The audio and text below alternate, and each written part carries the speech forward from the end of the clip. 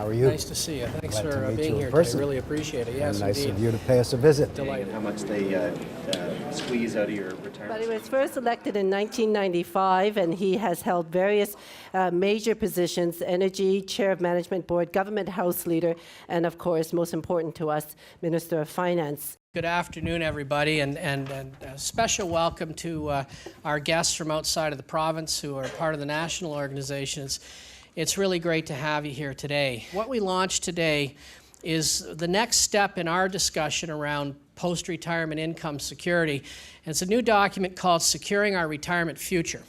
And in it, we ask a range of questions and present some, I think, interesting information that will help crystallize the debate around moving forward, not just on Canada pension reform, but on the whole question of post-retirement income. And I'm very careful to use the word post-retirement income because, again, relatively small number of Canadians have a pension. And I'm worried particularly about my generation. And by the way, Susan, to all of CARP, thank you, because I know that the CARP's role in this discussion is about what can we learn from what we've been through and how can we help our children and grandchildren better prepare for a retirement that will hopefully see people living longer, more healthy lives, more active lives, and fulfilling lives. And so we began this debate, I think, at probably the best time we could have, when the economy really took a hit. And I remember, and I've lived through a number of circumstances now. I remember 1,000 auto workers from General Motors in front of my Windsor office, many of whom feared their pension was gone. I've had to work on the Nortel pension situation. And as we looked at the Canada pension and our whole system of post-retirement income, we came to realize that in spite of its challenges, Canada's been very successful at reducing the rate of poverty among elderly Canadians, particularly women, since the late 1960s. And I guess if I had one sort of motivating factor is not only do we not want to fall back or lose ground, I think we want to improve more still. Some of the interesting numbers we put in this document today point to the fact that a very small percentage of us even collect the maximum CPP benefit. Challenges associated with private savings, management expense ratios. For instance, we point out the impact that has on lifetime savings. And these are numbers that I'm sure many of you in this room are familiar with. I'm not sure average Canadians are familiar with it. And I think what I'm hearing is a lot of uncertainty about the future. People who saw their life savings deplete 50% in the course of a number of weeks. And even though it's come back, there's now a certain sense of uncertainty. Pardon the language, let me rephrase that. There's now greater uncertainty, and people realize how vulnerable we can be and how quickly things can change. So a national debate, in our view, and this is why we have pushed this, a national debate is important. Ontario has said we believe there has to be enhancements to Canada pension. We have now passed our first bill in the provincial legislature around the regulation of pensions in Ontario, and I'm proud to say that was passed unanimously. We have a second and more controversial bill before the legislature, the more difficult reforms associated with it. And I have a feeling, I think there's a good chance that is going to pass unanimously. But we all know the challenges. I worry that my generation is different from my parents' generation in terms of our saving habits. We know that. We see it in household debt levels. You'll see a chart in this book that shows how savings have declined. Most Canadians don't realize that long-term care, for instance, is largely paid for privately. They think it's part of the broader public health care system. So we need to have this discussion, and it's all tied together. And this is about building a better future, in my view, and we have the time, I think, to do that. And that being said, it's not open-ended. We're having this consultation. I'm wrapping it up by the end of November because finance ministers are meeting in Alberta to discuss moving forward. I have to tell you, I say this to all of my colleagues, the status quo is not an option. Ontario is moving forward. Ontario has too much at stake, and we're going to do what we believe is in the best interest of the people of Ontario, and that includes enhancements to Canada Pension. So, you mentioned Nortel. thank you. And that symbolizes a failure in our system, at least to me, and I imagine to most people in this room. It also conjures up all kinds of ideas in my mind that the same thing can happen to my pension. When we look at the companies right now that have private pension plans, we'll see that about 75% of them have a solvency deficiency. It's interesting to note, if you look behind that, you find that many of these companies went through long periods of contribution holidays. Can you comment on that? We've already done it in Ontario. The legislation's before the legislature. And we're now dealing with the tougher questions.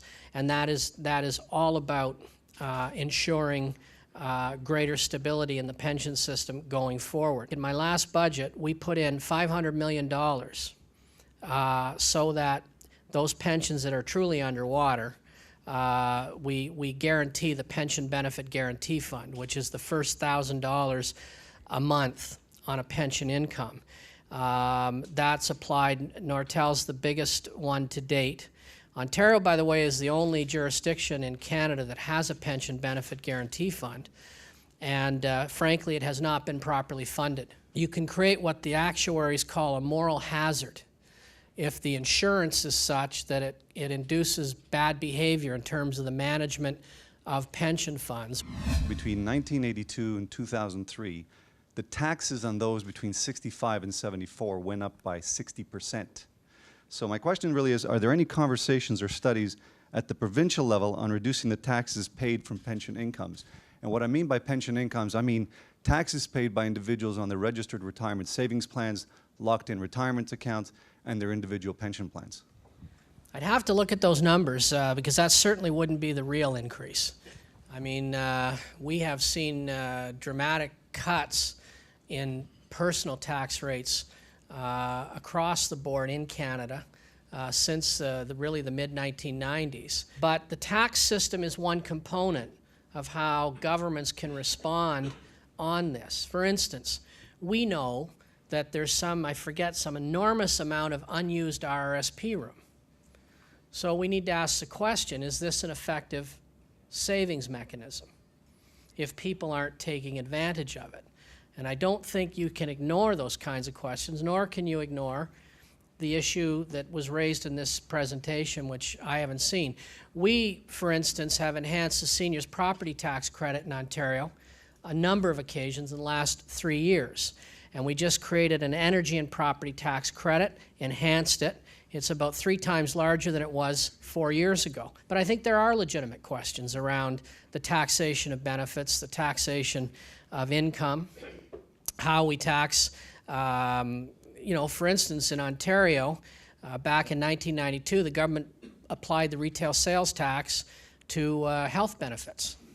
And that, to me, is a real disincentive to employers to provide those kind of benefits, not just for existing employees, but for employees who go on to retire. So we're seeing the number of people who are covered by post-retirement benefits, that number is dropping as well. My name is Ralph Morris. I'm from St. John's, Newfoundland, and I'm going to tell my minister, and I go back, you're one leg up on him and that you came to talk to Zoomers.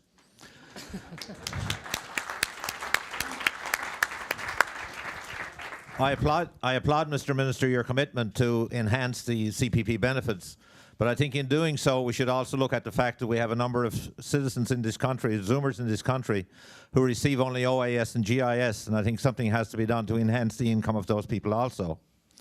However, there's one other problem that I'd like to talk about that I see in CPP, and that's in relation to people who are on a CPP disability benefit, in that when they reach the age of 65, they're no longer considered to be disabled and therefore end up taking a substantial reduction in their income. I talked to a guy a few days ago who was getting a little over $1,000 in my own province of a disability income, and he then went back on his regular Canada pension because he wasn't considered to be disabled under the Act anymore, and his income went down to $437 a month. And I'm wondering if there's any talks to do something with this type of an inequity within the system. The question of disability pensions is a very important one. It's not part of the current discussions on retirement income, but let me just share a couple of observations with you. The Canada pension disability is very tight. To qualify for it, very few people actually qualify for it. And what happens to people who become disabled and don't qualify for it, they wind up, in Ontario we have a pension called ODSP, Ontario Disability Support Payments, which is a much more modest payment. And the numbers in Ontario have been growing dramatically on that. And one thing we do know as society ages, more and more people will be disabled. And more people will move from disability pension to post-retirement income pension, whether it's Canada pension or whatever they have. So there is an interface with that, and there is enormous cost associated with that. I want to touch on two other reasons why I think Canada pension reform is extremely important. OAS and GIS are paid out of current tax dollars, okay? And they're expected, I think, the numbers are in the book, to triple in the next 20 years. That's going to put enormous pressure on the tax base. And it will be increasingly difficult for government to meet that pressure. Couple that with rising costs of health care and so on. So if I were the federal finance minister, and the federal government is now committed to modest enhancements to CPP, I would definitely be doing that, because the pressure on OAS and GIS is going to be enormous going forward. The numbers are in the book. I can't remember them off the top of my head, but it's the kind of thing that causes economists to stay up late at night and lose sleep, not to mention finance ministers. But that interface is extremely important. My question today to you, when we talk about post-retirement, we talk about a certain age. I don't want to foment a revolution such as they're getting in France, where they're lowering, where they want to raise the retirement age. But could you comment on mandatory retirement? Well, in Ontario, we've removed mandatory retirement 3 or 4 years ago. I apologize, I don't remember the year it was. And CARP was at the front and center of getting mandatory retirement removed at the provincial level. Yeah. It's your federal counterpart we need you to intercede with in order to get them to remove that. Susan, I got enough problems of my own. Now, the problems in Greece and France are a lot more complex, because one of the great strengths of our pension system, it's not paid for out of current, the OAS and GIS is, but CPP is a savings. And that, by the way, is one of the reasons the OECD and IMF cite Canada as a very strong country, both in terms of debt and deficit. Take, for instance, U.S. Social Security. That's a pay-as-you-go plan.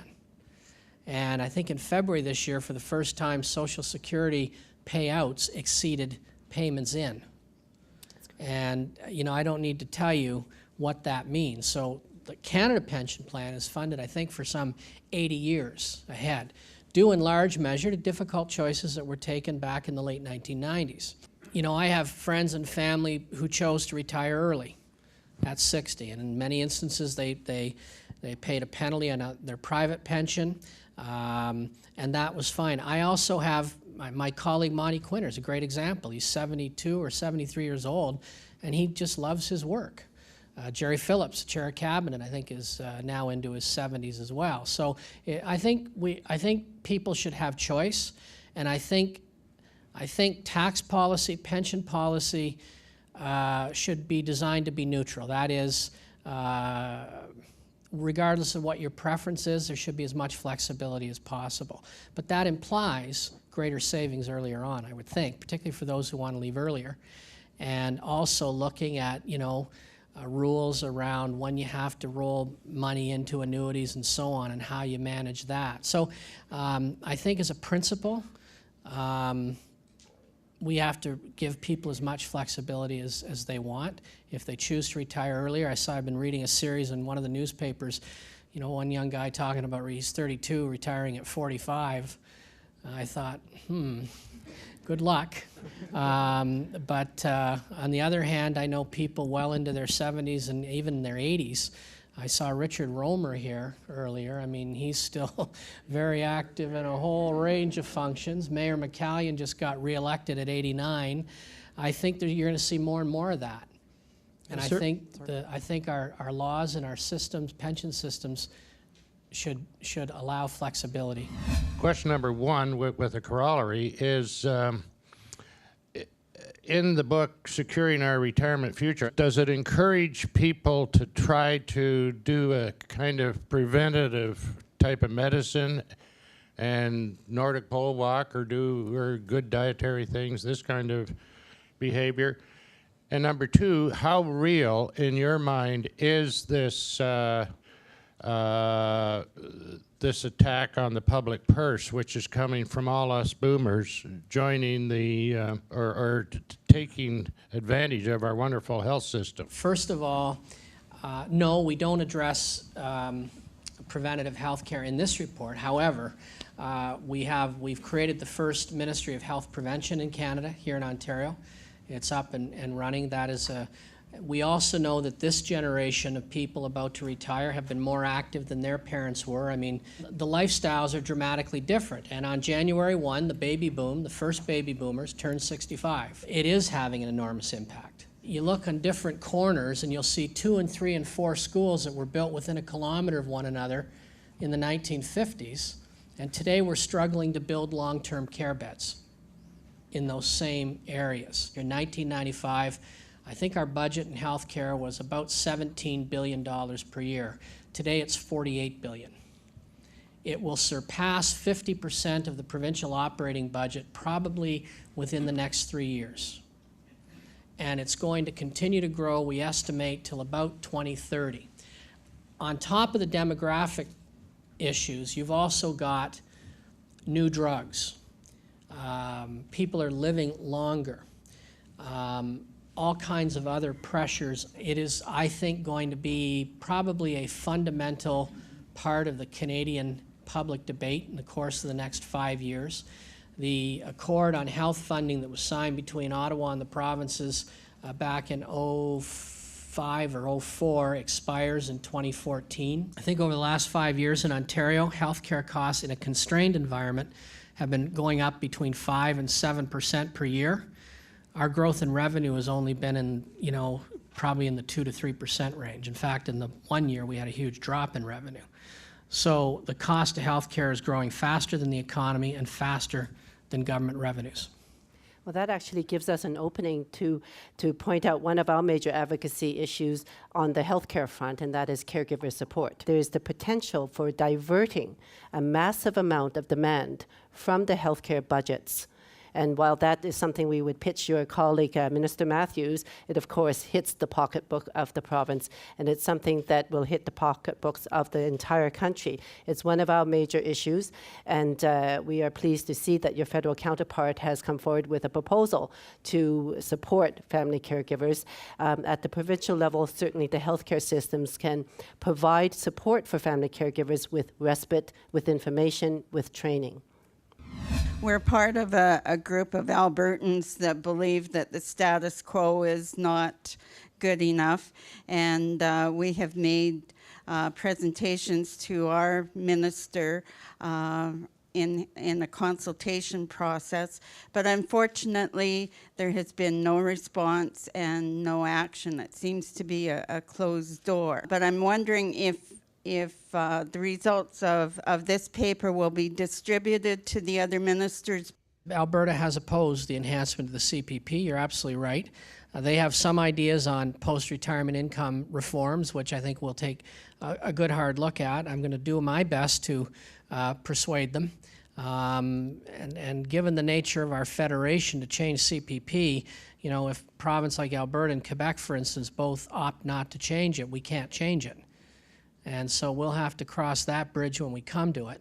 But Our hope is that all Canadians will see this, and I would urge you and your counterparts to continue to lobby your government. Alberta, as a matter of fact, one of the great ironies of what's there now is Alberta was one of the first provinces out the door with a paper advocating for changes. Now, they didn't advocate necessarily for an enhancement of Canada pension. I think they were talking about a supplementary Canada pension at the time. So I'd urge you to keep that pressure on them, and we will continue. I undertake to them that we're going to have a very rational civil debate about this. And but I can tell you, the people of Ontario, unequivocally, in my view, are demanding that we address their concerns, and that's why we're moving to this step. So definitely they'll have it at Kananaskis. I can't give you a guarantee that I'll have the results to them beforehand. I want to know whether the private pension plans are audited to see that the proper amount of money is in these funds and they're continually putting the proper amount so that the funds are where they should be. Yes, they are. There's a full in Ontario, and each of the provinces has a different set of rules. But the short answer is yes. The debate over the last few years has been the adequacy of those rules and whether or not they afford enough protection for not only pensioners but for employees who are contributing to the plan. The short answer is there's always been a regime in place. The challenge has been whether or not the rules in that regime have been strong enough. Good Minister, would you please comment for me on your conference in Prince Edward Island in June? Maybe just give me an update how that's progressed. Yeah, what we did in June in Prince Edward Island was we agreed to have officials begin to look at options for enhancing the Canada Pension Plan.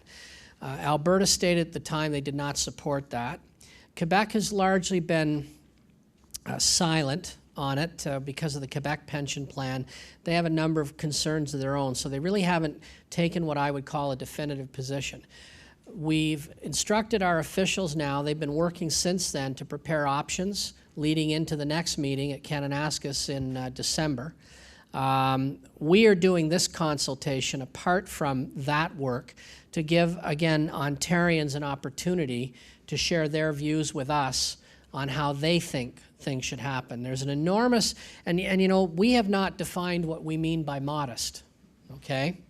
And it's now going to be incumbent on us and others to say, what do you mean by modest, and how are you going to pay for it? We don't want this to drag on forever. We want to get moving.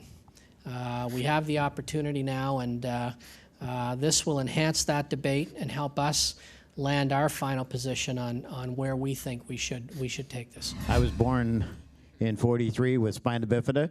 I never anticipated living to 65, so I didn't save any money. I appreciate your concerns about trying to help people with doing better, and that's a good thing. Is there some consideration that could we take part of your pension and divide it up amongst us? So just so you know, provincial MPs don't have a pension. We got rid of it 10 years ago. We do have a defined contribution savings plan, but we're not the guys in Ottawa. I wanted to comment, though, and I want to give credit to Jim Flaherty on one issue. He set up something called Registered Disability Savings Plans to encourage families to save when they have a disabled child, to help build up. It works similar to RRSPs, but it's designed, you know, for families with small children so that they can. One of the things I run into with parents of children with disabled kids, and I don't mean small kids, adult kids. Like, we're seeing huge number, and I'm sure this is an issue with CARP, huge number of seniors living at home with a child with Down syndrome. You know, when I was young, a child with Down syndrome, life expectancy was under 30 years. Today it's over 40. And I run into retired people who've worked so hard all their lives to keep their children at home and in a good environment, and they worry, you know, what's going to happen to that child. So I give Jim Flaherty credit for that, and I think that is part of the natural evolution of what I would call the Canadian approach to these issues. And by the way, there's a government incentive for people to contribute into that. And Ontario mirrored that, by the way, so that people who save for the RDSP, their child's ODSP benefit won't be cut as a result of that. So that's so moms and dads, whether they have a small child or an older child, can put away a little bit more money for them and know their child won't be harmed as a result of that down the road. So I think that's an innovation. We'll see how well it works. We'll see how many people take advantage of it. But that's the kind of progressive thinking I think needs to be in place in that debate and certainly in the whole area of post-retirement income. This is a minister who knows his brief, who cares about the issues, and will give the time to CARP members. Thank you very much, Minister.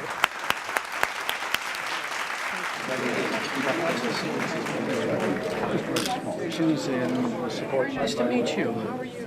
Thank you for all your time. I really appreciate it.